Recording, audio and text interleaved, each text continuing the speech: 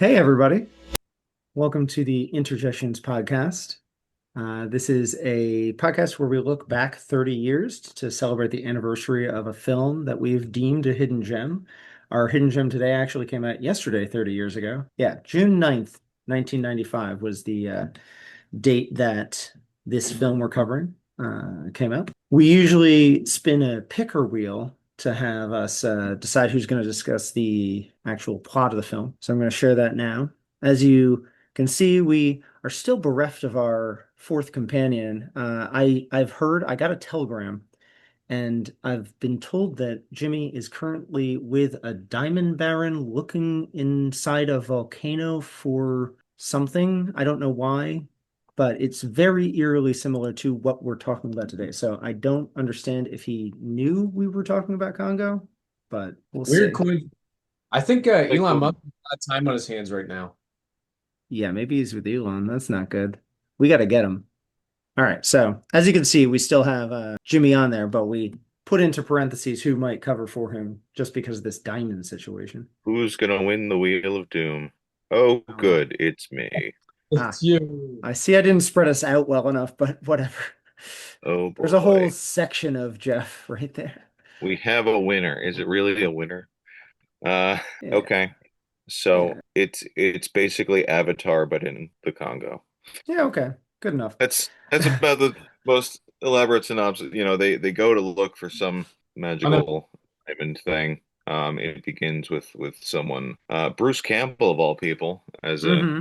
an explorer out in some remote area of the world, transporting back, and then he and his partner mysteriously get mauled by some mysterious creature. And then they send Laura Linney and her team of folks to go investigate what happened. Very much a Crichton synopsis where a team of scientists goes to a remote location and they send a Laura in to get things moving. There's no It's saying literally no, they were yeah. trying to remake Jurassic Park. It feels like they were trying to retap on the success of Which is Jurassic funny Park.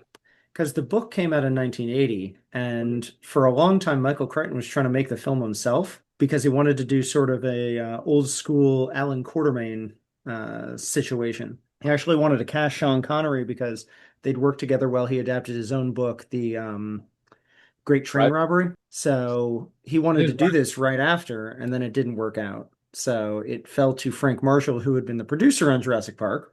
And that's why I think it looks so similar to Jurassic Park itself. He wanted to Yeah, recreate the magic he'd had 2 years earlier. yeah. It's just with monkeys or gorillas that had not been seen in centuries, rather than genetically engineered dinosaurs. Right. But it's still, a team Yeah. of scientists going to Yeah. find out.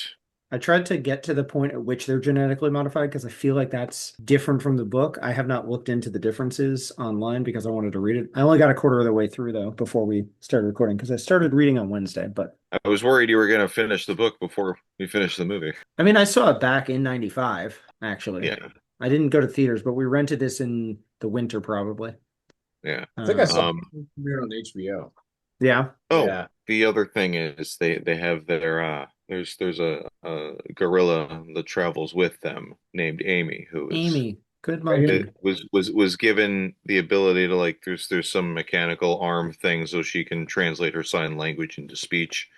Yeah. So So far, that's it, not in the it book. I right. believe Well, Tim Curry's character wasn't in the book at all, Okay. You looked at apparently. that's great differences? addition. I did. Well, Good. they Okay. they added, because like the diamonds that they used for whatever thing they were looking for are actually from some like Herkimer diamond mine. And they're like quartz crystals, but they, like, as a tribute they named a character off of like that. So Tim Curry's character is named Herkimer Okay. something, and it Yeah. was because of that. Okay. But yeah, so this movie has everything. It's got treasure hunters, it's got skydiving monkeys, it's got, Yeah.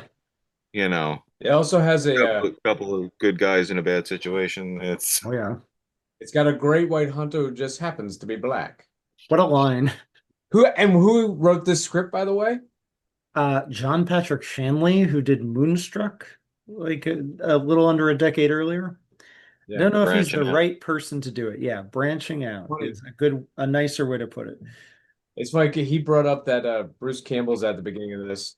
And Bruce Campbell's famous for at Comic-Cons. He tells a story about how Congo got greenlit. Hmm. And he's like, all right, I'm going to pitch a movie to you. And you tell me if you'd greenlight this as a studio head. I got the writer of Moonstruck. I got a book by Michael Crichton, who wrote Jurassic Park, and the producer of Jurassic Park. Would you greenlight that movie? Yeah, sure. All right, congratulations, you just made Congo. Yeah, I think a lot of people must be surprised about John Patrick Shanley being involved in any way. But Stop eating my sesame cake. There's a lot of quotable lines in this. Yeah, I Listen, guess that's his charm. you know how these things work though. Someone was probably scheduled to do it, and then there was, you know, scheduling conflicts. They're like, hey, my buddy John knows screenwriting. Why don't you let hmm him have a crack at it? He's like, I Mm. don't really do sci-fi. He'll Yeah. figure it out. It's the It's same kind of like thing. it's kind of like when John Sayles would do paycheck gigs at the beginning of his career by doing Piranha and hmm Alec. So I kind of think the script is like knowingly daft in the best Yeah, possible, very tongue in cheek. When you think about it, sci-fi is just rom-coms with non-human characters. Well, there's definitely a romance going on between Amy and her owner. It becomes a love triangle with Laura Linney at one point. there was a funny Between Laura thing. Linney, the other guy, and the monkey. Yeah. Yeah, No, Dylan I Baker, fell asleep for part of it. I don't know. Dylan Walsh. Yeah, even now I can't remember who he was. He looks like Bill Paxton circa Twister, so I feel like that might have been a better choice, but Paxton would have brought the energy needed for this movie. I think Walsh was a little low key, but That's Yeah, I okay. thought Dylan By Tim Curry. yeah. Tim Curry cranks it up. By the way, with we want to pay special tribute to the father of Bruce Campbell in the film, who's Mm, played the late Joe Don Baker, just passed away. yeah. A month ago. Yeah. He was 89. He had a long, great career. So he's obviously the Hammond of this, but Hammond doesn't go along to his own island. His acting's great too. He's chewing the scenery too because he goes from 0 to 1,000 within a second. Yeah, I guess you wanted this to be a bit of a guilty pleasure. That's what it Oh, is, I would oh, say. oh, I had a lot of fun watching this. Okay. I think it's almost a good film. Like there's it's supposed to be a hidden gem. Why do you guys keep picking these? I don't know. The It's poster boy fun. was my one. I think this still qualifies. I think I like a lot of aspects of this, but with hindsight, I can see what you could improve because this is Yeah, essentially a clone of Jurassic Park. So a lot of beats are the same. But if you wanted to differentiate, that's what I'm missing. Right. And only in again hindsight. So I think Laura Linney did everything she was supposed to. Bruce Campbell's fun in his scene. Ernie Hudson's probably my favorite part of the movie, and he's definitely read the assignment. funnily enough, this is his favorite role of his career. Oh, that makes sense. Told us that at Comic-Con actually. Yeah. Yeah, we actually met Yeah, him almost more than a decade now, Yeah. 15 years nice. ago. I'm still here. And Cory brought Congo for him to sign, right? Or was that your friend? That was my friend Kyle actually. Okay. And he But wrote to Kyle, beware of white apes in the jungle. yeah. Sign Hudson. Yeah. At the time, I didn't even remember he was in it because I had been 9 when I'd seen this, and I knew him primarily as the Ghostbuster. So Right. it's cool to see his career flourish again a little bit. But Mhm. I've also been happy that we've come across him a couple times. Like I didn't know about No Escape. He's been good in the couple of films he's popped up in, even ones we discuss outside of the main feature. Yeah, like the Crow. It's good And to I know that out of Ghostbusters, he had a whole other fertile career. exactly Yeah. like you worry about him being just shoehorned into Ghostbusters and not getting his due along the way. Right. Although watching him do this movie, I can't help but think of Winston's line. There's a steady paycheck in it. I'll Yeah. believe anything you want. Yeah. His introduction is fantastic though. Just stealing a Yeah. truck, Yeah. things exploding at the airport. I really think the Oh yeah. setup is the better part. I think what I'm missing is the action doesn't necessarily involve Amy. She's just kind of a deus ex machina. Maybe that's what It I'm was missing. that would no, that was the thing. It was a mix between Avatar and Fly Away Home because at one point they decide that they're going to release Amy back into the wild, and that's why they bring her along. And then hmm she ends up being like a translator slash, heavy when it comes to She's the UN these interpreter. materials. Yeah. Right, interpreter. I think that's what I wanted to see more of. They don't really interact with them until they're being attacked in the finale. you know? Yeah. And we I get a think couple of deaths, but they're sort of off screen, except for the main one from Grant Heslov. yeah, they So kill him pretty gruesomely. yeah. Everyone else is after the fact. We see their bodies, and that's about it. It's Maybe funny. that's what I'm missing. I think they did the costume test with the Amy puppet, and they realized that there's no way anyone would take this seriously, so they leaned more into the off-kilter comedy. You look at that costume, and it's Hmm. pretty meretricious. Yeah. You know there's a person in there. Yeah. For our less sophisticated viewers, what is meretricious? Tawdry, cheap. I love that Okay, you finally called Cory out on his vocabulary usage. thank you. Sorry, sir. Listen, we do a podcast for the common man, i.e., me. So Yeah. I just listen to Cory, let him say these words. He we just start wants to having a show off. secret word segment. Yeah. It's thrifty. Anyway, they probably, Oh, I'm sure they did a test with that thing, and everybody collectively said, Yeah. I don't think this is going to pass muster. Yeah. Oh, They do focus on the humans more, which I wonder if it's a choice based on necessity or desire to have your focus on, say, they almost delve into a potential romance with Dylan Walsh and Laura Linney. right. Don't really go there. They have flirted in the book, so I feel like they adapted it well, but just well, cut because things out. the initial romance thing was that he keeps saying Laura Linney. What was her character's name? Karen. Dr. Karen used to be married to Bruce Campbell's character. Well, she She's got like over the that. emotional end at the beginning. Yeah, she got over that way too quickly. Yeah, she got over that real quick. And she's yelling at his dad, like, hey, you're doing this for him, right? Are you? Dylan Walsh, Peter Elliott is the character. Peter is kind of out of his depth, and he admits it, but he isn't the hero you kind of want him to be. Ernie Hudson's clearly the strong leader here. So I kind of just wanted to see him hang out with Karen. I don't need a romance, but Right.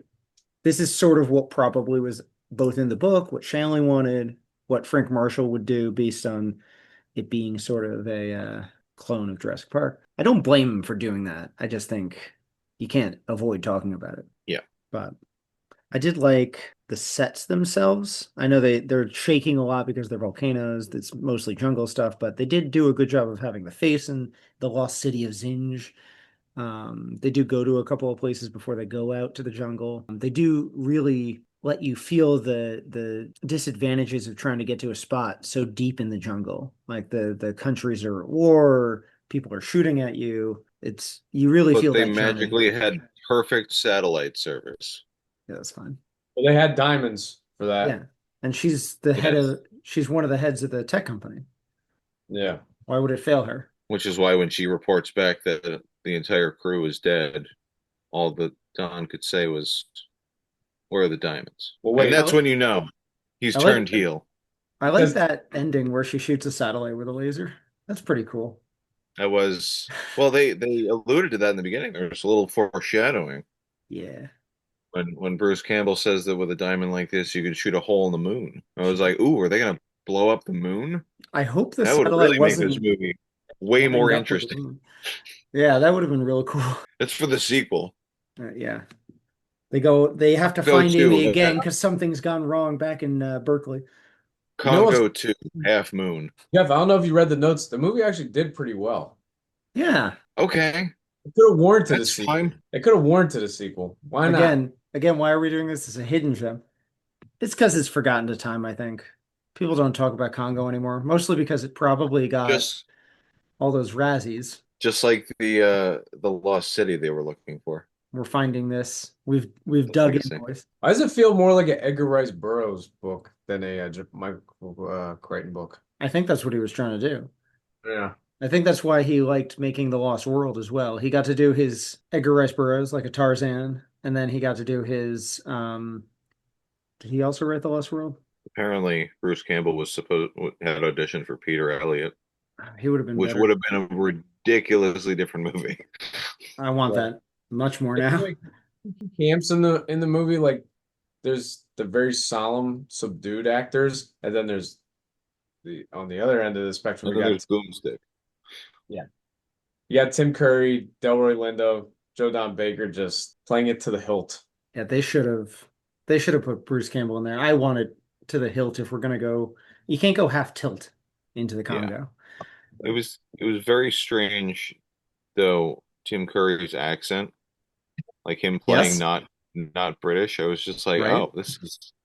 The whole And it world. was almost it was almost like he was not British, and was Ernie Hudson supposed to be British, or was he supposed to be just like sort of He native to almost that sounded area? South African. Erudite Right. I think accent. that might have been. It's like a mix between An South Eastern African. African Yeah. accent, perhaps. Like some Although, that well, grew up with going wealth a back, little bit. yeah, going back to that, that was one of my favorite parts of the movie was when he's just like introducing and like the regime changes and like Joe Pantoliano's picking him up at the airport and like the regime changes within 3 minutes. Yeah, I didn't know. I didn't remember Like, Pantoliano being in here. I also didn't really know Delroy Lindo as a kid, so it was cool to see both of them pop up in cameos. Right. I wish they'd come along for the trip. That would have been fun. yeah. Yeah, but But you want to see them die. no. But we had to watch Adewale die. This was his first big role. I don't know if you All are right. Lost fans, but Mr. Echo and also The Bourne Identity, if you've seen that. He was the guy Bourne is supposed to kill in the beginning. It's Killer Croc.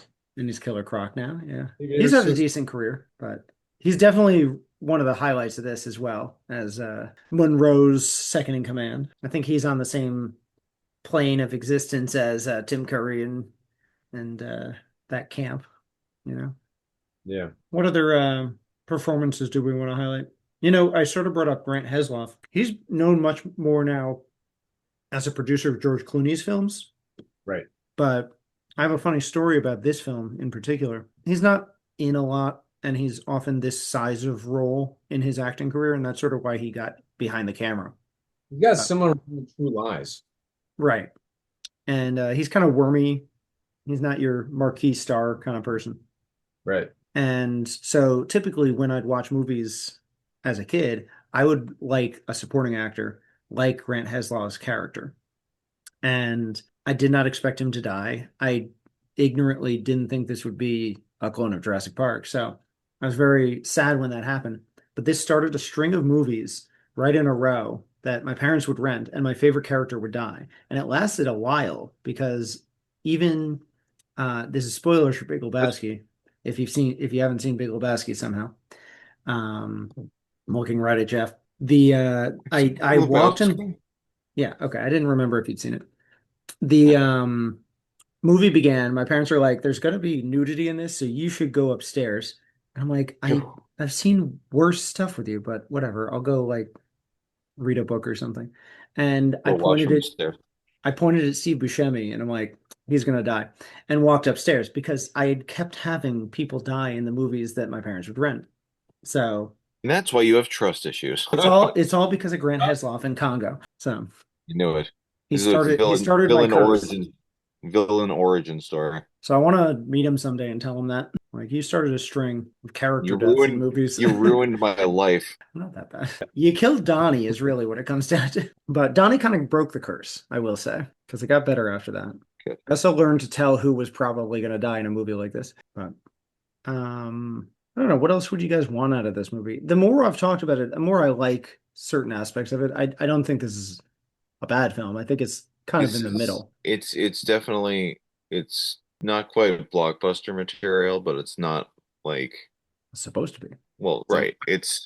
It's almost I agree they should have gone full tilt with the camp of it, but it feels like they played it way too safe Hmm. in trying to make it like a clone of Jurassic Park and capture that Yeah. and like it had some memorable moments, but for the most part I was like it's a 90s action movie in the jungle again Maybe that's what I was with a a little remember talking animal. disappointed by. I kind of zoned out when they're just following down the actual river. Again, I wanted more actual gore, more Yeah. character deaths.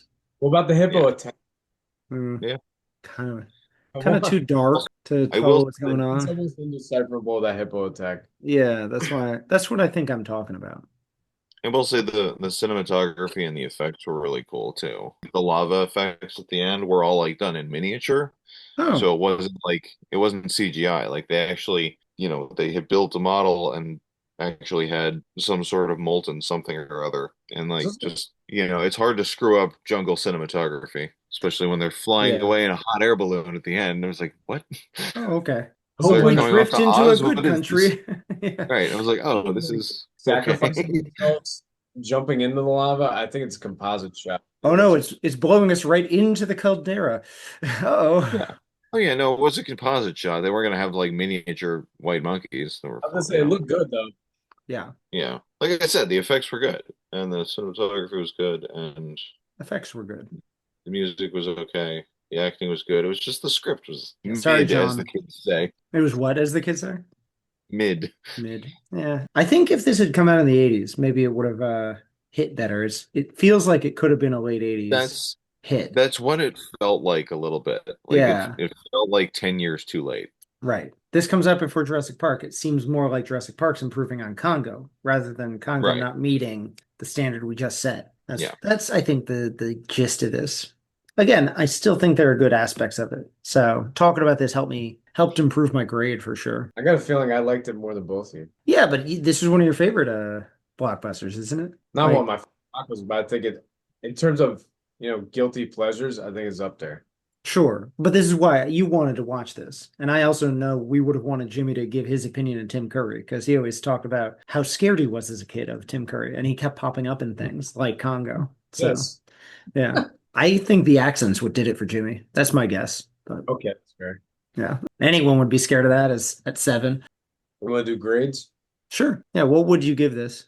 I'd probably give it a B. I think it's a white knuckle, self-effacing in the best possible way adventure. I don't think it's that much of a clone as of Jurassic Park as you guys were saying because the story beats are different and so are the characters. But I can see what you mean in terms of structurally, maybe a little bit. It's not like there's no Amy surrogate in Jurassic Park unless you want to count No, the The Wayne Knight. actual indeed. yeah. It's more the character tropes are what's cloned. Amy is the difference for this. That's not exclusive to Jurassic Park. Yeah. I don't know. I'm going to give it a C plus for Congo plus. The character tropes are also more Crichton's responsibility because if you're just adapting the book, that's sort of his tropes. Yeah, but then they start adding characters that never existed Yeah. that are like Yeah, I don't know I what thought that well Well, the way that they treated Tim Curry's character, I thought that he was like always a main villain in the no, he's a sidekick. Like he yeah. was actually, yeah, he's the Wayne Knight of this movie. Well, I guess he'd be the Ian Malcolm because Malcolm's the different one in that book. But he's not as effortlessly charming. He's just kind of awkwardly always in the corner, I guess. Yeah. That's fair. It's fine. It I was would, not as much of a cautionary tale of the dangers of human hubris. yeah, not all of us are going into the jungle to get diamonds, I guess. yeah. Right. I Right. would probably give it a C. So that's actually raising my grade. So I just think it starts off it starts strong and it sort of falls flat. So I can't really get past the lack of action or visible action when that's sort of what's promised for Action. this. An action movie with no action. Yeah. There's action in there.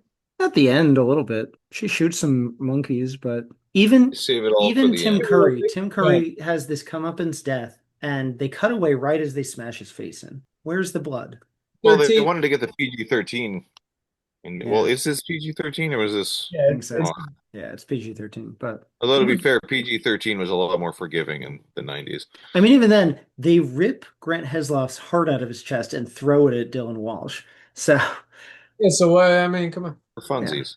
yeah. So it is. That's the only gore. I swore I remembered more, and that's I think what Jurassic Park didn't have that much visible gore. I know. I'm disappointed with that too. The more I revisit it, Well, I'm gonna have to get this off my arm now that I'm hypocritical. Jurassic Park was a thriller, though. That was the thing. Because this Right. was I was more watching Jurassic Park as a kid. I was more scared of like the way that they had the dinosaurs sneaking through the trees than I was with this thing, where it was just like you Oh, can this was clearly like see the monkeys just circling. And they have And the lawyer shaking around. That's visible. I mean, it's not bloody, but it's too quick. The Dilophosaur is burning more than eating, and you I see mean, it getting them. That's lit kind of interestingly. the other problem that we have is just with every Crichton book that comes out, or Crichton movie that comes out, is it's like we're comparing it to Jurassic Park. once you get past 93, because because before Yeah, that you have Westworld. before that, you weren't doing right, that, Right. like right. Coma and what Looker and stuff like that. Yeah. Westworld, There's no definitive Crichton style. And then he sort of gets pigeonholed into recreating Jurassic Park the rest of his life. right? So you're right. I think, again, if this came out before Jurassic Park, like 87, this would have been a moderate hit. And I don't think everything like this would have been fine. I don't know if they No, would have lavished such a budget on something like that, so it probably would have looked worse. Yeah, chicken or egg situation, I guess. Because that temple set does look good. I don't know if we would. I don't know if we would have greenlit something that lavish. Well, you bring up a point about Jurassic Park's deaths. That's sort of getting around the fact that they didn't have time to do the effects, or they wanted to do sort of a Hitchcockian thriller Or the set fact where that like, Sam Jackson wasn't available on sets. that's what I mean by availability. Like they Right, would have shot that, and then the storm prevented him from returning to Hawaii. right, So they get around it in certain ways that they come up with.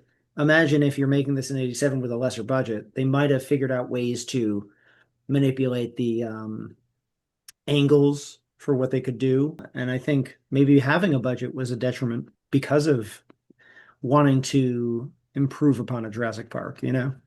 right. You can't say in hindsight that you know what would have been better, but sometimes you can see big budget movies like this and question their failings because they're too much. There's a level that this needed and it went higher. They had to thread that needle. So again, they still hit on good points. So like some of the cast. So yeah, yeah. I'm still happy with the movie. It's not a yeah. bad C. We've had worse. Oh yeah. This year. This is still an improvement on the last two films for sure. Right. It's I think the mid-decade slump. yeah. I think the mid-year grades for me, Dolores Claiborne's my favorite that we've covered right now. Yeah, But probably. yeah. Can't win them all.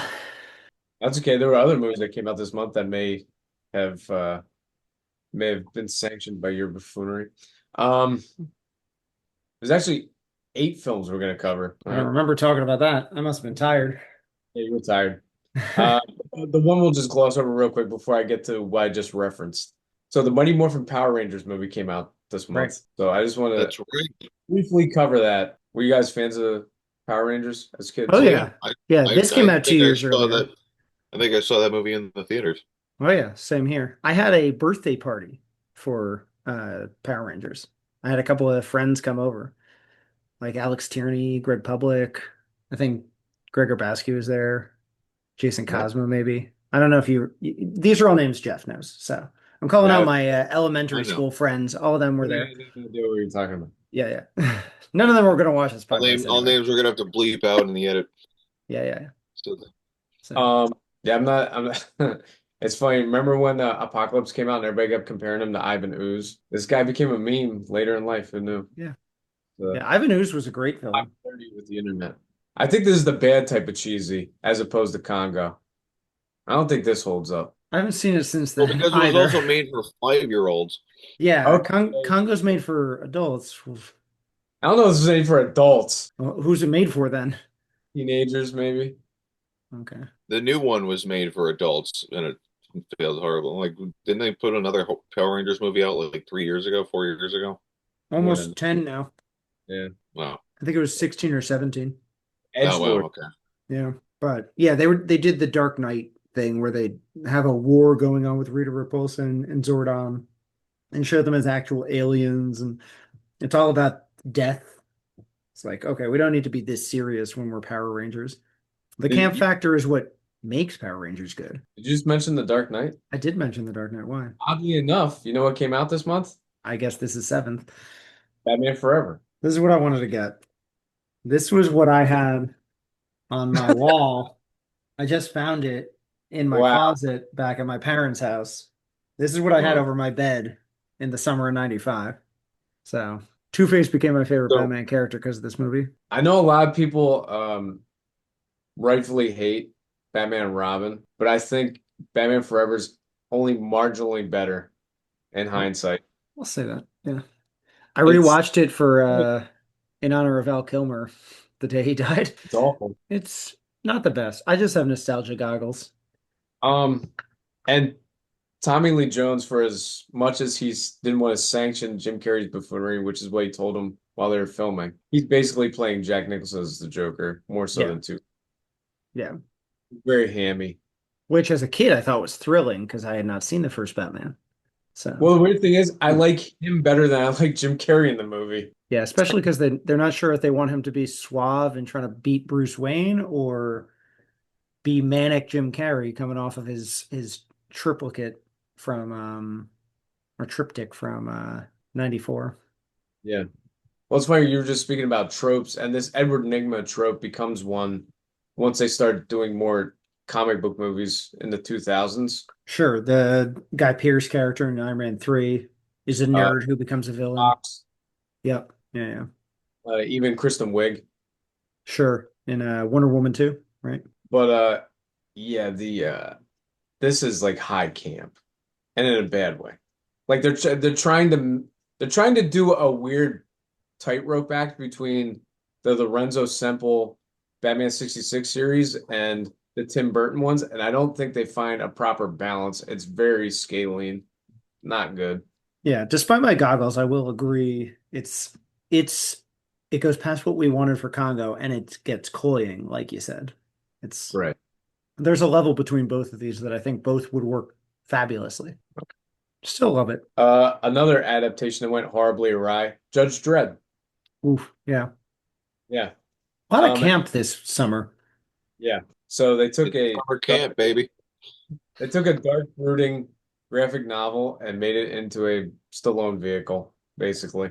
As much as I like Stallone, I think this became a vanity project for him. So we kind of sullied the source material Hmm. because, and I know purists were mad about this at the time. Dredd never takes his helmet off. And within Yeah. the first 15 minutes, Stallone's got his helmet off. Yeah. Mandalorian syndrome.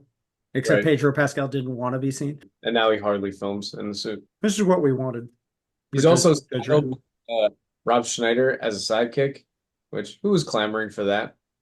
He's It's done. the Shia LaBeouf and Constantine situation.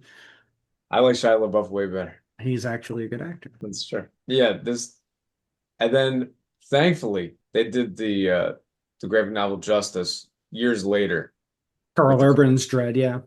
yeah. Still never seen this one, so I can't really speak to it, but I dread watching Dredd. It just becomes an archetypal 90s action movie where they even have catchphrases.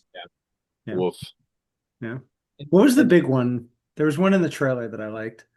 It was real bad. It was I can't what he remember. says throughout the movie is, "I knew you'd say that." Okay. I'm like, that's not going to catch on. Yeah. Before their slight resurgence later in the 90s, Disney had kind of a rough patch, in my opinion, with Pocahontas. Whoa, that's a hot take. Everyone I know likes Pocahontas. Don't like Pocahontas. Interesting. It's got that white savior syndrome. It sure does. That's Yeah. true. I But the mean, music's as fantastic. a I don't seven-year-old, remember I when loved it.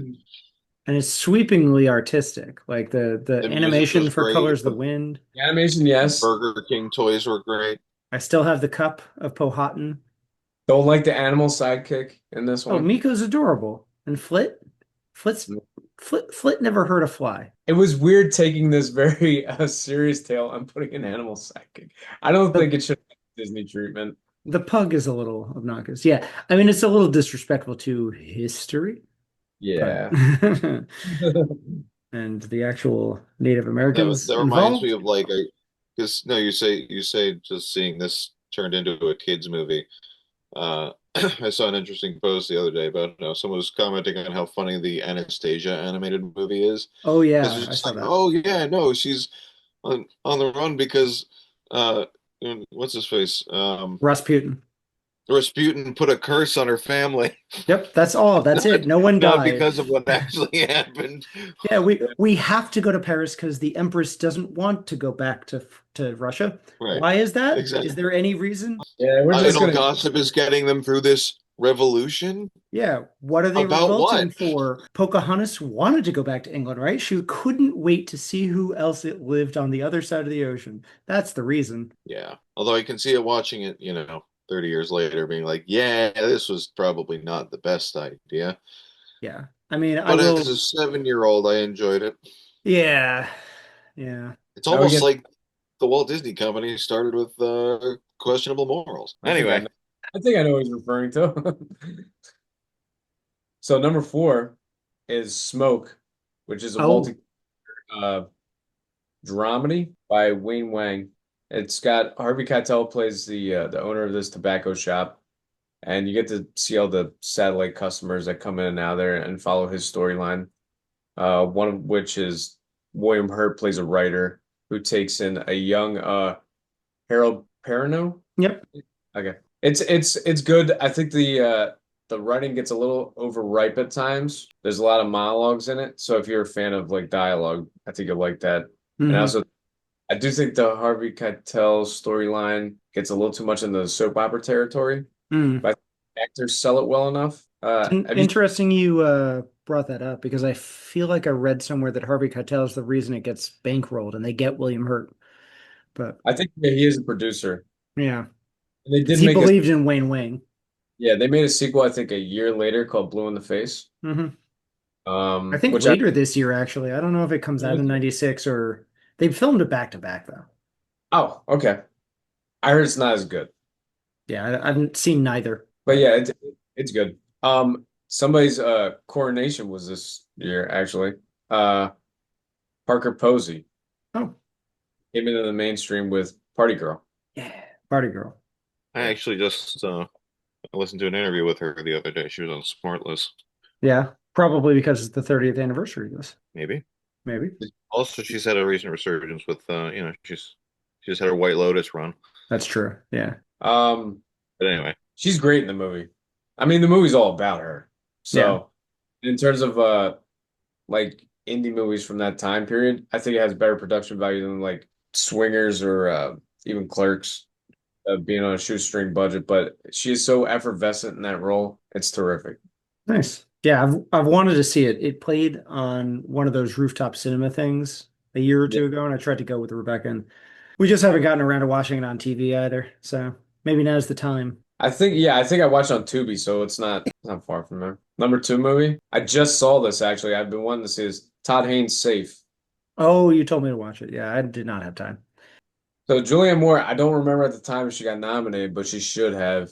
She plays this housewife in the 80s who mysteriously starts to have this illness, and she thinks it's caused by most household products. So she goes to like a refuge to get away from them, and she finds out that they're as hypocritical as the people in the mainstream. It's a haunting horror movie in a weird way, like because you don't really know the source of her illness, whether it's psychosomatic or not. It's also a satire of like new age medicine. Oh, interesting. Okay, that's cool. I did look it up. She was nominated, as was Todd Haynes, for the Spirit Awards in '96. She lost to Elizabeth Shue for leaving Las Vegas, which was on a big run. So That's fair. So yeah, I would highly recommend this. I think Criterion put this out. So I if think so. you got the Criterion channel, you can watch it on there. Oh, good. Okay. But I know Tristan wants to talk about the number one movie of the month, which is Apollo 13. Oh, yes. Yes, I did. I mentioned last month that our that my probable favorite film of the year was going to be in June. So Probably the best movie about space exploration. It's easily. so nuts and bolts. Like you learn everything. Like there was a bunch of small details that minutia I didn't know about. Yeah. Yeah. Like Did you rewatch it for this episode? I rewatched it, and it's even better than I remembered. Yeah. It's Ron Howard's best movie. Easily. Yeah. Um, he nails every aspect of the tension, even though we all know what happened. You could easily look it up or ask your parents because they probably went through hearing about it. It's just a crackerjack cast. This is what Bill Paxton was doing this month instead of Congo. Like, you find Uh, like a little detail, like they just talk about how Shepard got a ear infection, so he couldn't go on the flight. right, Just little stuff like that. The right. little trap. At one point, you see him shaving the middle of their chest, and you're like, "What's that for?" And it's like, "Oh, to put the mic on or everything." Just Yeah, it's very painstakingly meticulous with stuff like yeah. that.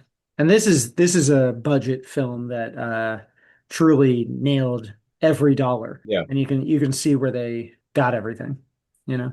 Even this space launch, which I'm sure is like early CGI, still holds up phenomenally. And I think I would say that the best two aspects of this are Gary Sinise for sure, because you are right there with him, feeling the guilt of not having gone on the trip, He's grounded, yeah. as well as I forget the actress's name, but Tom Hanks' wife, Kathleen, yeah, Kathleen Quinlan, thank you. Just the fear of losing her husband in the most public way possible, as well as protecting her children from that publicity. It's just those are the underrated parts of the movie because you're obviously going to focus on Tom Hanks, Kevin Bacon, and Bill Paxton right. because they're the ones in the ship. But Well, because they cast everybody perfectly because it's not exactly like nuanced characterizations, but mhm, just casting, you get everything you need to know about that character because yeah, you've seen him Bill, in other things. I was gonna say we've seen Bill Paxton play the happy-go-lucky like country boy. So it's Yeah. perfectly cast in that role. Uh-huh. Gary Sinise usually plays the more like cautious, Stoic. stoic one. Yeah. So yeah, everybody's just it's almost as if they're typecast in the best possible way. Yeah. Absolutely. Yeah. One of my favorite Tom Hanks films. I don't know if Yeah, that would be my best. It might be my favorite Tom Hanks. Yeah. Awesome. Awesome film. If you've never seen it somehow. I think I'm gonna try and rewatch it. Worth it. Yeah. Does that bring us to our poster boy? yes, sir. Now this is one of my favorite films of all time. And I have a story No to go pressure. behind this. Yeah, no pressure. Did you watch this, Cory? I did. Okay. Why do I you know like? I know you probably don't like this, but it's probably because of the story I'll tell you. I'll go into it when we It's ridiculous. it is pretty ridiculous. Yeah, I will wager you money to try and guess the plot of this film. So, all right, we've got a dog of some Labrador Retriever breed, with his two front paws in big leather shoes. New York City skyline in the Maybe. background on one side, Unclear. and Connecticut on the other. What do you mean unclear? There's the Twin Towers right there. Is that the Twin Towers? Okay. I forgot to look up where Unless this it's a takes place. different, unless it's alternate universe, New York Oh, City, that's safe. Yeah. I and can't a I can't blue look up sky. notes while we're in. All I know is I bet I can guess the tagline. I'll Okay. tell This dog has some big shoes to fill, I like that. you now. Imagine I'm but presenting this to you to bring to producers. Yep. right. That does work. So this is okay. So I'm gonna guess the dog's looking a little lonely, a little forlorn. I'm guessing this is just a dog trying to find his owner. Almost Close. like a homeward bound situation, but with Getting warmer. one dog, one good boy in a bad situation. I like that. That's a good tagline Um, too. yeah, and he's got a dog tag around him. It doesn't look like a regular dog tag, so obviously there's some sort of is it like a seeing eye dog thing that lost his I who think this is lost just for the his poster. I don't ward. remember him ever having a tag in the movie, and it's just his name, Okay. which I'm gonna spoil. Because I It's think the that would be name a of the great movie. movie if you have a seeing eye dog who lost his ward Oh boy. Yeah, that'd be a and then Josh has Gad to find situation. him. Yeah. Oh boy. But it's a like a country boy, city boy situation because you got, the calm lakes of presumably Connecticut or something. Yeah, I looked it Uh, up. It doesn't say where, but it's city and country. They don't really need to okay. specify, but All right. I would guess it's New York. I think it's filmed in Toronto, as Fair one enough. does with Pyromaniac sometimes. Yeah. It's shot in Oh, Georgia. it was shot in Atlanta. Yeah, I just saw that. That's kind of cool. Actually, I could So, see that. so the City next thing swappers. that comes up is the people in this film. So honestly, I want you to come up with the plot of this film and guess. I just come up with a plot based on this poster, and then I'll tell you what actually happens because I don't think you'll ever get it. I just came up with three of them, but I'm Yeah, presuming I guess you're fine. Yeah, I guess you just did it's it. You just gave me the plot from the I mean, poster. I I'm can keep sorry. going. I was looking up stuff, so I wasn't This is paying attention. I'm So there's also hold up. hmm, The dog was a person who got cursed, so and he's close. now and he's No. now he's now a dog and So has to get back to human form. the main And before actor. he realizes that being a dog was the purest thing he could be. I'm sorry, you wanted me to keep going. I'm done. No, you're right. You're right. You're right. I did ask you to do that, and Getting you closer to the truth with every you, scene. you nailed it with that. He realizes being a dog is fine.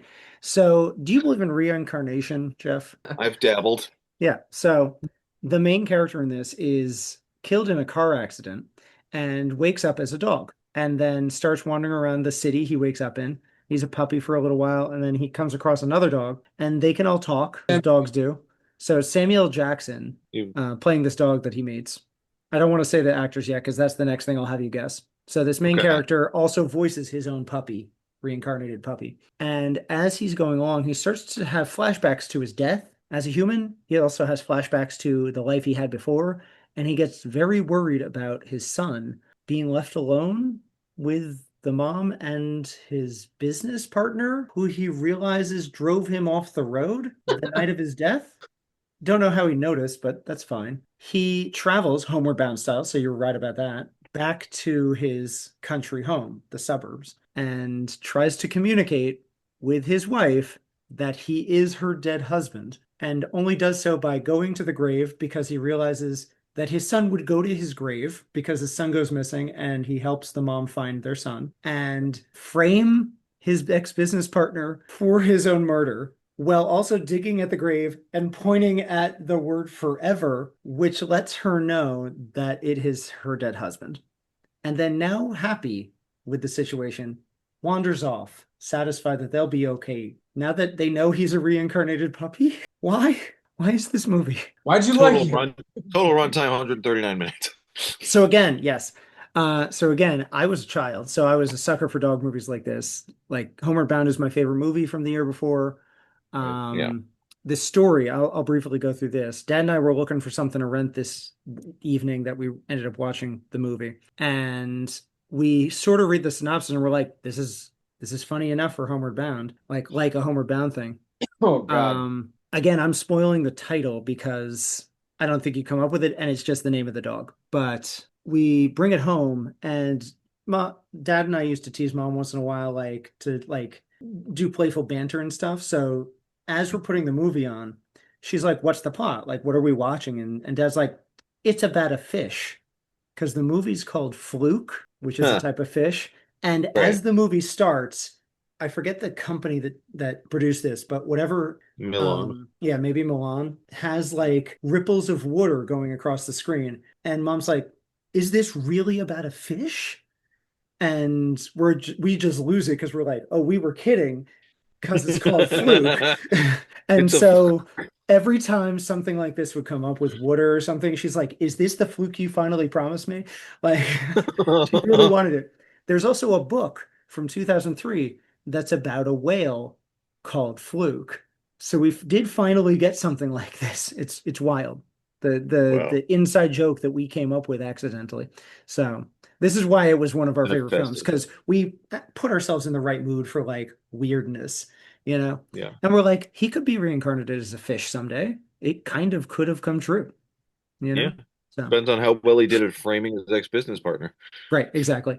What a wild synopsis, right? So now this is the fun extra points for you. This is what I wanted to do since you could never come up with the actual plot. I liked the one you came up with. Who plays the hero? Who plays the ex-business partner? But And who plays his wife? I think Michael Keaton is one of them. That's a good No.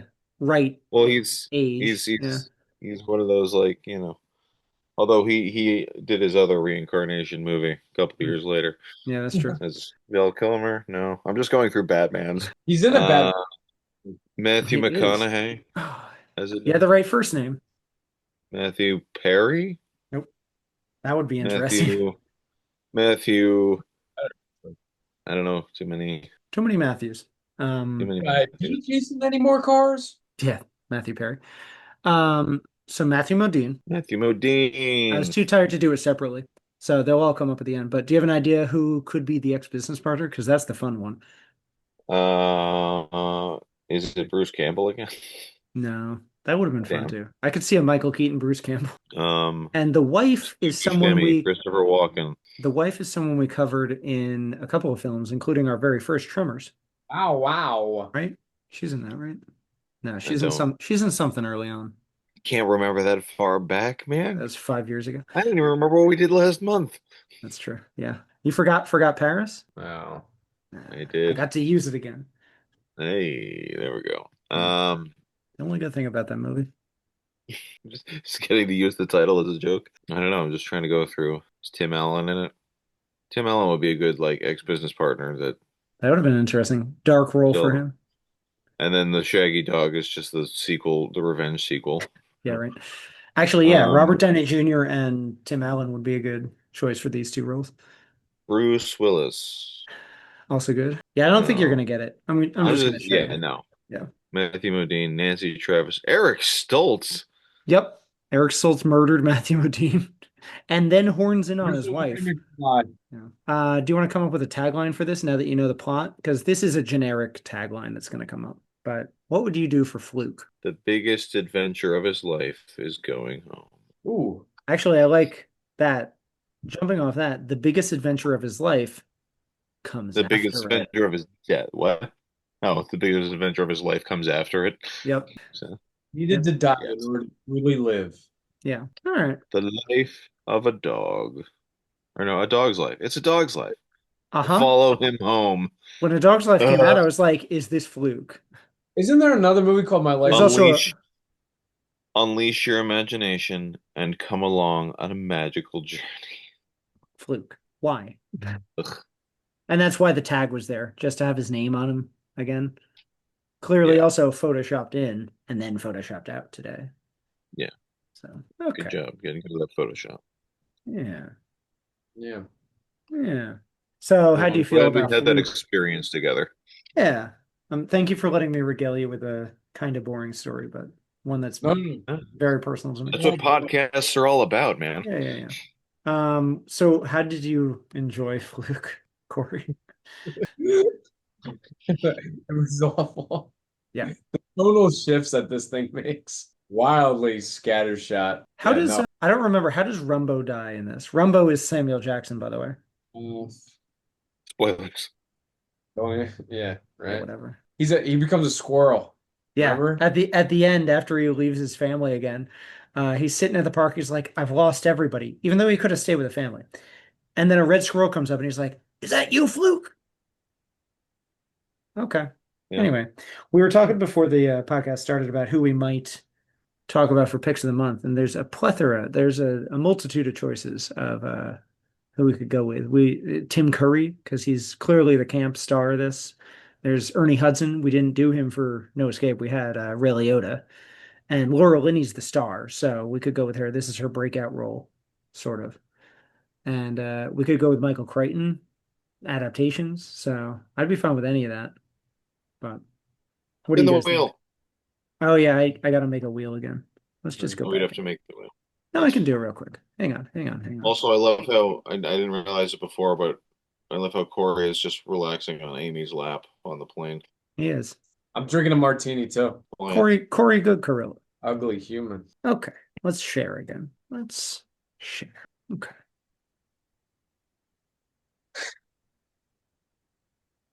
Oh, all right. Okay. Ernie Hudson it is. I think he's truly the best part of this film. So I that's kind of my vote anyway. But if you want to look up Ernie Hudson, Jeff, I Yeah, that was the one that I didn't. Hang on. yep, I had we got something ready time. to go for everyone else. Is it too easy to go with Ghostbusters? No, I'm gonna go with Ghostbusters. that's fine. The seminal movie of our youth. He's had a weird career. As I said, he's getting back into things, but This is gonna be rough because I don't know if I mean I've barely seen enough that he's done, so I don't know how you guys. that's true. Did you know he's replacing Carl Weathers in Toy Story 5 as Combat Carl? I'm completely fine with that. Yeah. Not with the movie. Yeah. I really don't want it. Yeah, it's not necessary. Yeah. No one asked for this. Oh, I have a good one. Okay. Hang on. The computer's being slow.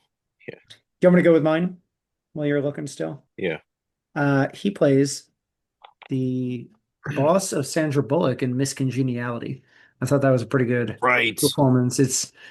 He's not the highlight of the film, but he brings some gravitas to that, I think. Yeah. Forgot about that. He's also the oldest member of the Ghostbusters, and he looks the best. It's true. Yep. Da-da-da-da-da.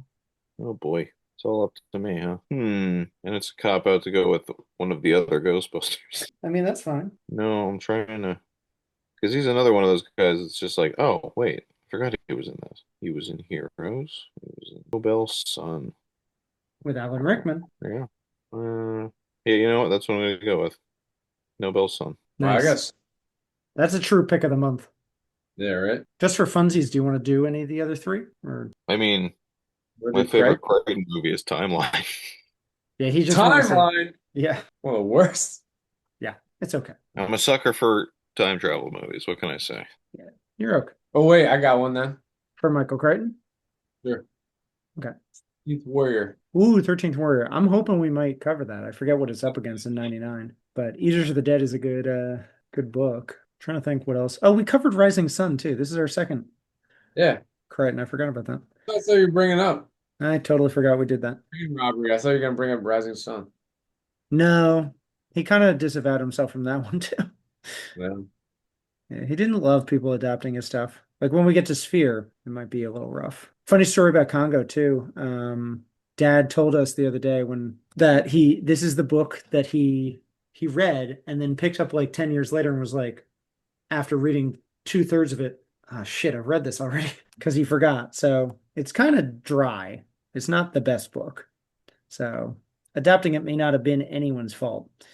Shanley already had a lot to worry about. Oh, he did write Rising Sun. I totally forgot about that. He worked with Philip Kaufman and Michael Backus, who was a producer on this. That's interesting. I saw his name at the credits and I was like, why do I know that name? So they got a guy that would work with him. Oh, Disclosure is kind of fun. Yeah. I'll go with that. Okay. Yeah, because Jimmy would go with Jurassic Park. We'll allow him that. Weird. What do you, yeah, what do you think? Would Jimmy go with Sphere or Jurassic Park? We've been talking about Sphere a lot. Yeah, we'd give him Sphere. I guess I could go with Jurassic Park then. You would bring up Sphere out of context sometimes. Yeah. Or I would go with The Lost World just to spite Cory. Yeah, you would. Yeah. Might cover that in 2 years. Cool. We have 3 potential Crichton adaptations still to go. But next month, we're going to cover one of the most controversial films of all time. Launched Harmony Korine's career. Yeah, Harmony Korine wrote it, correct? Who directed? Larry Clark. Larry Clark directed this sort of cinema verite look at kids running around New York City called Kids. Yeah. That's what they're doing. They're running around. It's very drug fueled and sex filled, so that's the controversy because they're all underage. So it was clearly a Cory pick then, wasn't it? Oh yeah. I actually did pick that. Oh yeah. Yeah, I forget what I wanted to go to, but I was clearly going to be a Tamer film. It was a good excuse to watch Kids. We should watch. Yeah, good excuse. You've never seen it, so you don't know how bad this is going to be. Well, hey. You like Rosario Dawson? I do. Now. Guess yeah, she launched her career. Is this going to change your opinion? No, I mean, she's like 16 in the film. Mostly. So I'm tiptoeing. The Indian in the Cupboard was the one that we wanted to cover, I think. Oh yeah, I remember that. Yeah, that would have been a Jimmy pick too. So we had just done Congo thinking for him. Though this is sort of a Cory pick as well, because it's a guilty pleasure, as you said. Yeah. But this is fine. Kids might be a guilty pleasure too. You don't know. It might be. We hope you enjoyed our discussion about Congo.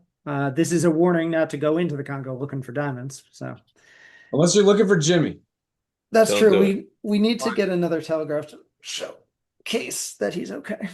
Sending a He was search. supposed to telecast 20 minutes ago. Yeah, we're waiting for the signal.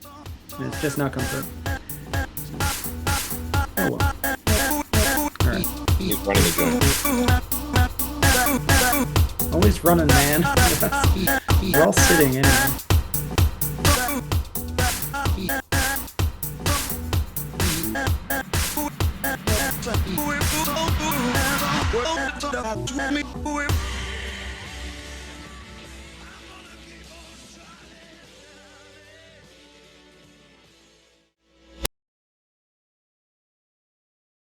Everybody's dying of AIDS. Oh, is that what it's about?